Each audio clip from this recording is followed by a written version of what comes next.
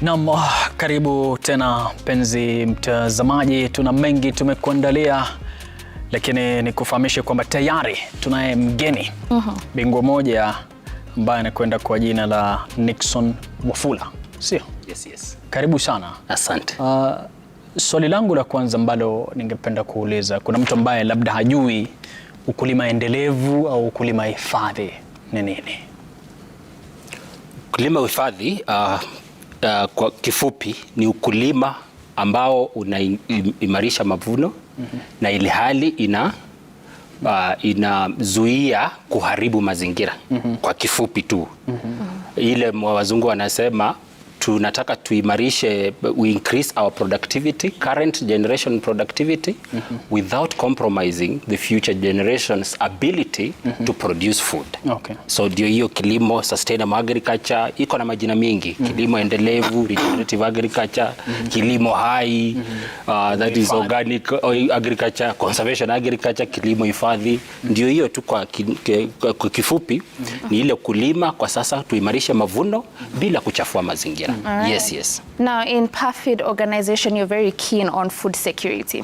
However, over time, there's been a decline in our food production.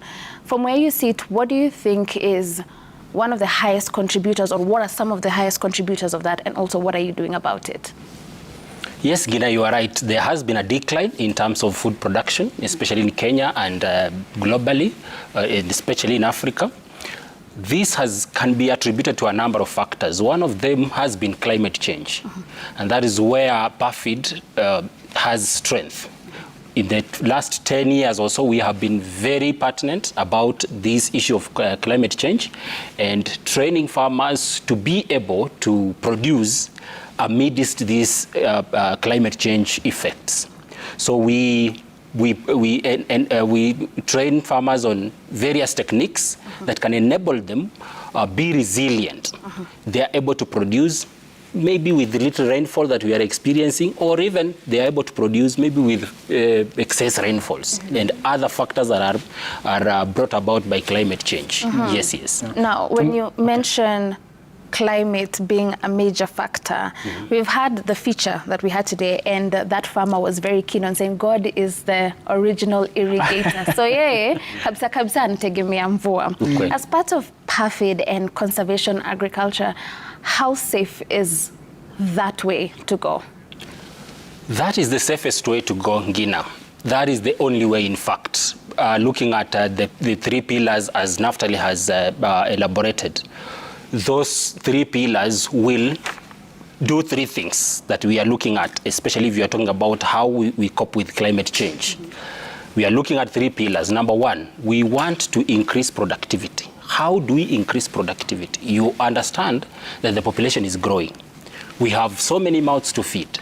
Just the other day during independence, we were 8 million. Right now we are 55. So we need to increase food production to feed those several mouths that are there. Two, we need to see how best can the farmer. We are already experiencing effects of climate change, droughts, frequent droughts, the locusts, name them. How do we cushion this farmer, make him resilient to produce amidst some of these challenges? That is point number two. Number three, we are also looking at technologies that now, how do we now, going forward, either have zero emissions or negative emissions? So yes, we want to increase productivity. Two, we want to cushion this farmer to be resilient amidst these challenges. And also three, reduce emissions or maybe zero emissions. So once we do that, we will be doing conservation agriculture or climate smart agriculture. And that is the only thing we can do as per now, given the circumstances that we are in. Yes. Yeah. Wakati moja Rais William Ruto alikuwa Tanzania, Dar es Salaam, katika kongamano moja akasema kwamba inabidi tumefunza wakulima kwamba tusitegemee mvua sana, bali tutafute mbinu ya kupata maji. Utashawishi vipi serikali kwenda na mbinu ambayo mnaitumia? Kutafuta maji ni jambo mzuri. Of course, vile serikali ilisema wakulima wengi wanategemea rain-fed agriculture. Na rais alisema kwamba mimea haitaki mvua, inahitaji maji. Ni ukweli. Lakini sasa hiyo maji iko wapi? Nikikupatia mfano moja, tulijaribu irrigation ya Galana Kulalu, 1,000,000 acres under irrigation. Iko wapi sasa? Tuko na maji ya kutosha kuirrigate all the production that we want to, all the farms that we want to produce. Hatuna hiyo maji ya kutosha. Ile kidogo tuko nayo, tutumie zile mbinu tunaita kwa kizungu in situ water harvesting. Tutumie zile mbinu zinaweza stiri maji pale pale penye tunapanda katika ile shamba letu. Vile tumeona ushuhuda Bwana Naftali, anatumia mbinu ile maji kidogo ile Mungu amesema, vile ngine amesema Mungu ana irrigate, tuyastiri hapo, tusiachilie ikienda. Yes, there is room for irrigation, but also ile kidogo iko, before we invest in irrigation, have we conserved the little that is there before we go to investing into these? Yes. Yeah. Hapo mafunzo mnatoa au kwa wakulima vipi? Kwa sababu tayari kuna mkulima ambaye anatazama anasema, basi napata mafunzo wapi?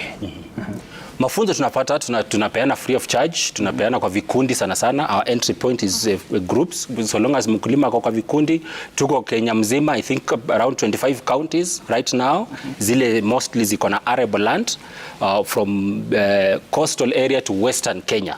So akikuwa kwa website yetu kuna namba zetu za simu hapo, anaweza piga. Tunakuja kumfunza, abora aite kikundi cha wakulima, sisi tuko tayari. Na kuna mashirika mengi pia yana jaribu kufunza hii kilimo, including hata Ministry of Agriculture. Yes. Now, do you think we're making the most out of our arid and semi-arid land as of now when it comes to agriculture? Arid and semi-arid, I can say, is underutilized, is hugely underutilized. We have not utilized, and there is a lot of potential, especially given what Bwana Terera has said about the room for irrigation. You know, if we can have technologies, and I'm giving this a challenge to research institutions and what have you, to come up with methodologies to increase the arable land. And how do we increase this arable land? Is going to those northeastern areas, the arid and semi-arid, employing some of these technologies that can be able to produce amidst such situations. Like now, maybe we have a variety that can do well in that particular area. You know, let's go for it. You know, let's improve our, let's say, maize crop or bean crop to withstand such conditions in those areas. And then that way we'll be improving productivity, and that way we'll be optimally utilizing that particular land mass. Yes. All right. Just to get a bit more specific, what kind of technology are you looking forward to having in these areas to help the arid and semi-arid areas? Of course, we have the umbrella technology that we are calling climate smart agriculture. This has got a number of minute technologies, minute practices and techniques. Yeah, these techniques will apply in different setups. We'll have areas where conservation agriculture will work. We'll have areas where we'll have to do something with livestock production in a more or less regenerative agriculture. We'll have areas whereby we'll have just to do irrigation. You know, so there are various practices that are suitable in different areas. If I sit here and I recommend a blanket recommendation, probably I will be wrong. If I go to an area, let's say in Turkana, where they are doing livestock, I have a package for Turkana people to do livestock, to do fodder production, to use the best fodder. And I saw you the other time you covered something to do with fodder. You know, there are new techniques of producing fodder rather than that migratory way of producing livestock. You know, it's long, it's yesterday, is something that we need to go past. Yes. Yeah. Na kuna yule ambaye anakutazama na anashindwa yeye atapataje na anajua ni mifano gani. Kwa mfano kuna crop rotation, tumesikiza Naftali akizungumza sana. Umuhimu wa hiyo ni nini? Now, crop rotation umezungumzia nayo, Naftali amezungumzia mbinu tatu na vile nimeona ngina pia amemweleza vizuri. So kwa conservation agriculture, nikichukua mfano moja wa umbrella ya climate smart agriculture, kuna kitu tunaita conservation agriculture, kilimo hifadhi. Kilimo hifadhi iko na nguzo tatu. Nguzo ya kwanza ni kutosumbua mchanga, vile ametueleza. Huo umuhimu wake ni nini? Umuhimu wa kutosumbua mchanga ni yale maji yako already kwa mchanga, tuache hapo. let the sleeping dog sleep. Wacha tusisumbue mchanga, maji ipotee. You know, evaporation and what have you. Tukisumbua mchanga, maji ina evaporate and those things that are in the soil. Maybe virutubisho pia zinapotea, wadudu wale wazuri wanakufa. So tuache mchanga ikue kama ile tunaita forest floor conditions. Okay. Vile kwa msitu nani analimia? Hakuna mtu analimia, lakini msitu mambo inafanya mzuri, si ndio? Nguzo ya pili amesema ni crop rotation. Crop rotation ni kubadilisha mimea. Ni kama balanced diet kwa binadamu. Okay. Leo kama umekula ugali, lunch, sapa usikule ugali. Si ndio? Kama sasa ukikula ugali sukuma kila siku, mwaka nenda mwaka rudi, hiyo haitakuwa ya manufaa. Vile inakuwa inadhuru mwili yako ndio vile inadhuru mchanga. Leo kama umpanda mahindi, kesho panda maharagwe. Ukitoa majani membamba, weka majani mapana. Hivyo ndio unaenda, hiyo ndio inaitwa crop rotation. Mbona? Kwa sababu hii mimea inatumia virutubisho tofauti. Kuna zile deep rooted, kuna zile shallow rooted, kuna zile zinafanya nitrogen fixation.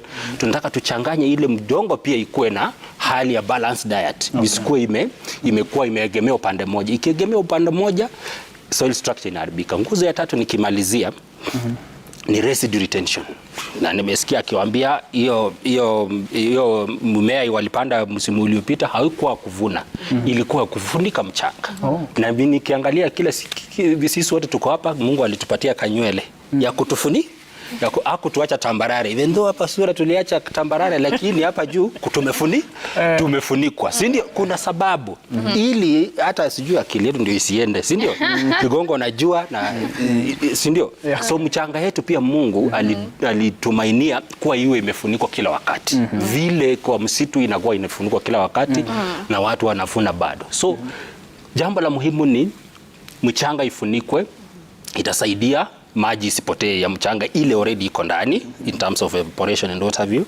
Itasaidia pia wale wadudu wako huko ndani. Na hii pia ili mabaki ya mimea ambayo tumetumia kufunika mchanga pia itaoza ikue mbolea. Yeah, benefits ni mingi katika kufanya namna hiyo. Yes. Now there's someone watching at home and now they're getting to understand that under climate smart agriculture there's a lot that happens. We've talked so much about conservation farming and the word sustainable agriculture popped in somewhere there and they're wondering, is it the same thing? What is now sustainable agriculture? Correct. A very good question, Ngina. You know, all these we are talking about is sustainable agriculture, is the biggest umbrella. And as I define that, sustainable agriculture is producing to be able to meet the current generation's requirement without compromising the needs or the potential of the future generation to be able to produce their own, for their own needs. Yeah, bila I don't know Kiswahili, maybe Terera kanisaidia compromising ni nini, bila kutatiza uwezo wa vizazi vijavyo kuweza kujizalishia bila vile vitu vyote wanataka. That is sustainable agriculture. Now it breaks down to climate smart. Yeah? So climate smart sasa tuzalishe ile njia ambayo haidhuru mazingira. Kwa vile tunazalisha saa hii, nginani kuambie mtoto wako ama mjukuu wako huenda hataweza kuzalisha, na hiyo sio mzuri, kwa sababu Biblia yenyewe inasema uachie vizazi vinavyokuja vipate mara ngapi? Mara 4, sijui hivi, sijui mara 4. Terere hapa atatuelezea kifungu na Biblia upande gani tuachie the inheritance we should leave up to 4 generations. So that is one of the areas. So how do we produce without compromising those future generations' ability to produce? So now we break down. There are very many things, as I said, we cannot sit here and discuss today. Of course, one of them is conservation agriculture, and it's very key. And of course, we have talked about under conservation agriculture, we have 3 principles that a farmer must observe. If any farmer is willing to start climate smart, he should start with conservation agriculture. And he should reach out to us. I know Bwana Terer and the Kenya's Gold Show is churning out a lot of information with regards to that. Yeah. Yes, and if somebody is also doing livestock, we have also a package for livestock. We have that is. All right. So we will also like to know how you are working with the youth. We will get to that after the break. For now, we will be taking a short commercial break. We will be back with absolutely so much more, and also an opportunity for you to find out what is happening in the space of agriculture in our Golden Highlights. See you after the break.